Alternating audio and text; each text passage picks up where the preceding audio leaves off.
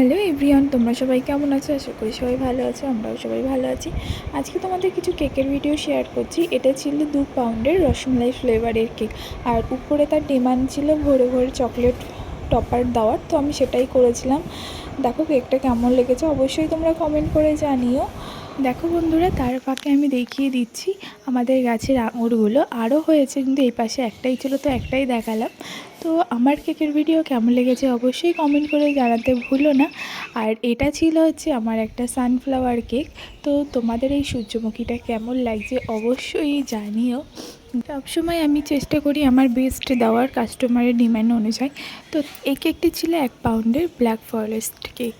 তোমাদের কেমন লেগেছে অবশ্যই কমেন্ট করে জানিও। আর এই কেকটা ছিল হচ্ছে 1 পাউন্ডের চকলেট ফ্লেভারের কেক। এই কাস্টমারটা আমাকে রাত্রে ফোন করে বলল কালকেই একটা কেক লাগবে, তুমি কি বানিয়ে দিতে পারবে? যেহেতু আগেও আমার কাছ থেকে 2-3 বার কেক নিয়েছে, আমি আর বারণ করতে পারলাম না। তো বললো যে তোমার মনের মতো করে একটা ডিজাইন করে দিও আর 1 পাউন্ডের চকলেট ফ্লেভার রেখো। তো আমি সেই অনুযায়ী সিম্পল একটা ডেকোরেশন করেছিলাম, সে সিম্পলের ভিতরেই চাইছিল।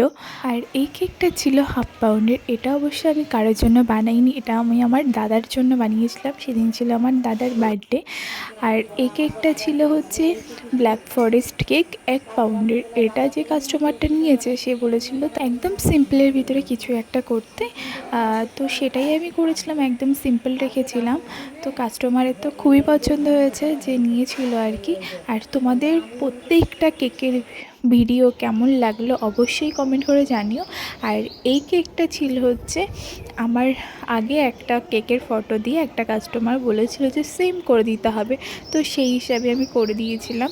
তো তোমাদের কেমন লেগেছে অবশ্যই জানিও। আগের কেকটা অবশ্য পিঙ্ক ছিল, এইটা একটু দুধে আলতা করেছিলাম। আমার ভিডিওটা যদি তোমাদের ভালো লেগে থাকে বন্ধুরা, তাহলে লাইক করে দাও, আর ভালো না লাগলেও লাইক করো।